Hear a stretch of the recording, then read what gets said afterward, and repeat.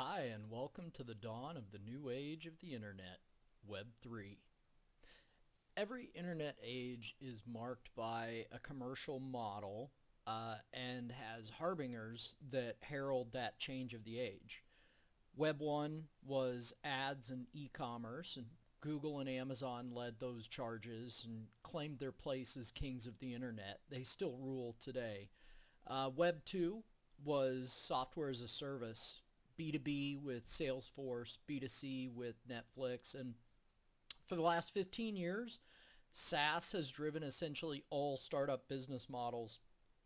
There's a lot of VCs that will exclusively invest in SaaS businesses. So when I was starting my new company, I was thinking about Web3 and what it meant. And I asked myself, what kind of commercial model is going to drive this version of the internet? Well, to answer that, let's think about what Web3 is. Web3 is AI, tokenization, and crypto, which means the commerce model for Web3 is going to be AI, tokenization, and crypto. But what does that mean for us? How do we do that?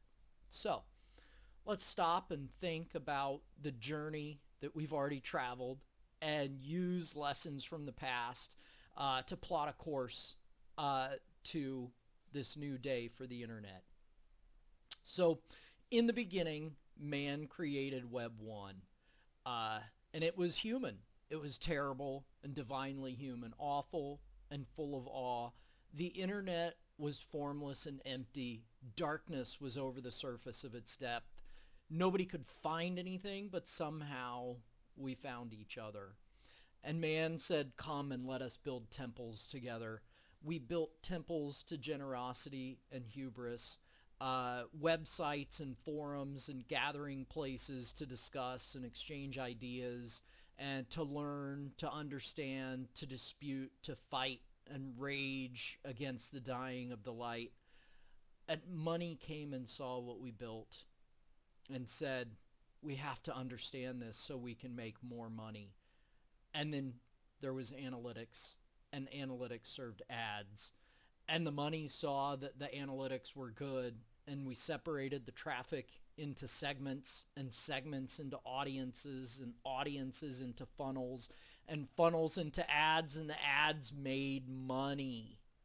And it was morning, and it was the first day of the first era of the internet. I was there. I remember that. A lot of you probably don't. But I remember those days, the days that we built tools, those new objects that embodied our desires to build and manage, to maintain and destroy. We built the common clay of the internet, and that was Web 1. And at the dawning of the second age of the internet, it no longer made sense to build full stack end-to-end software platforms that dominated Web 1. We built components. We took that common clay and we built the bricks that we mortar together with APIs, with integrations, with interfaces. We stacked them and we built new temples, unique and useful and terrible and wasteful and productive and destructive and everything in between. And the money came, and the money said, we'll sell this to businesses and we'll make more money. And that money will be annual recurring revenue. And everyone will worship at the temple of ARR. And so we called it software as a service. And software as a service gave us ARR, and the money saw that it was good, and the money was happy, and it was evening, and it was morning, and it was the first day of the second era of the internet. Okay, enough of the religious analogy. I've kind of beat it to death already. And then came to us the dawn of Okay, I said I would stop. Seriously though, the death of the human internet is the birth of Web 3. If you don't know about dead internet theory, I'll talk about it at another time. But we used these tools, these Web 1 and Web 2 tools, to build bots, graceful, devastating, and they brought power to these temples that we created, and they help us destroy our enemies. But the botpocalypse is upon us. You see, we built web crawlers so that we could index content, so that money could serve ads. And those web crawlers became content scrapers. They're not just organizing and analyzing links anymore. They're transforming that data into tokens and feeding those tokens into large language models. And the bots came, and they were small, and they were few, and they prospered, they proliferated, and they consumed the entire web, and all the content on the web was used to train AI. You see, analytics ignores bots because bots don't make money for websites. And quietly, invisibly, in the midst of being ignored, bots went from being a fraction of website traffic to being the majority. All money online is made from humans by ads, e-commerce, lead generation for a service business, software as a service. Bots do not make money for websites. Bots cost websites money. Yet now bots are the main traffic source for websites. You see, this ever-shrinking human traffic subsidizes an ever-growing portion of bot traffic, which means that sites have to make more money from a smaller portion of their traffic just to break even. That, my friends, is a death spiral, and it's killing us. The AI companies are for profit, and they don't have a product if they don't have content. Your content from your website. These AI companies are already paying billions for content. They have the means to pay. They have the intent to pay if there is a charge attached, but you are giving it away for free. There's dozens of deals between high-profile content companies and AI companies. Reddit and Twitter and YouTube and book publishers and academic publishers and research publishers. And these are all human-to-human negotiated deals. Humans are slow. They take forever. Humans argue. They quibble. That's incredibly expensive. It's laborious. It's so slow. But you see, there's 2 billion websites. AI companies will never license content from even a fraction of these billions of websites by doing human-to-human deals. That's only going to work for the absolute biggest deals with the absolute biggest websites. But you see, we have a solution.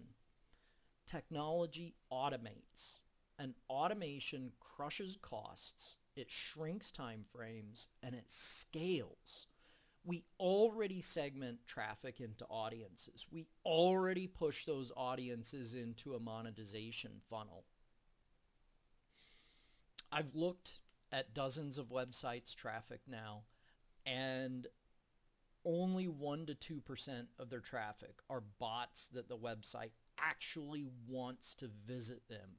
These are indexing for search engine indexing, their search engine optimization, their search engine ranking tools. It's basically all related to search so that people can find content, okay? 50% or more of a website's traffic is bots, and yet only 1 to 2% of those bots are bots that they actually want to visit, okay? This is the botpocalypse. This is the Terminators attacking, and it'll happen to you. In fact, it probably already has. It almost certainly already has, and you don't know because your analytics hides it from you. Bots are an audience, so let's treat them like an audience. Whenever a bot requests content, put a price on that content and sell it. Make the bot pay you. Monetize your content to bots, okay? You're monetizing it to humans through ads, through subscriptions, through e-commerce. You're already monetizing content to humans. Why aren't you monetizing your content to bots? If the bot pays, they get the content. If they don't pay, they get ignored. It's simple. Why give freebies to for-profit companies that take that free content and use it to make money for themselves? Isn't that insane? Why are you doing that?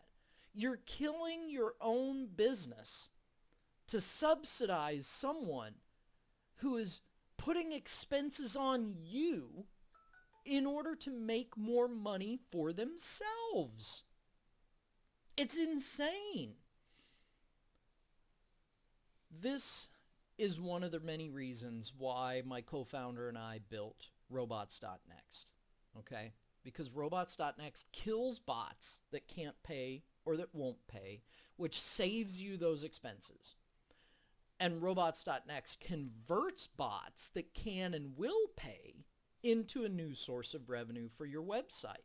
So why are you giving a handout to AI companies? Are they beggars on the street that are desperate for help? If you convert bots from an expense into a revenue source and stop subsidizing billion-dollar AI companies, you transform from an exploited worker into a fairly paid supplier. Okay? So make bots pay you. Make bots pay you. They're paying Reddit, they're paying Twitter, they're paying YouTube, they're paying other people. Make them pay you. Web3 is AI, tokenization, and crypto. Okay, robots.next finds the bots, tokenizes the value of your content, and charges the bots to access it. That is the monetization strategy for Web3. Making bots pay you is the monetization strategy for Web3. So, join the resistance, stop the botpocalypse, fight the enshittification of the internet, and if you don't, the bots will kill you like a Terminator. They won't notice, they won't care. You are grist for the mill. You'll be chewed up and regurgitated to someone searching for content that you have the answer for.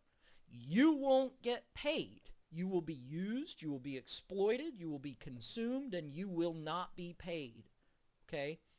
The internet is for humans. It was built by humans, of humans, for humans. And it's time to fight back. It's time to make bots pay.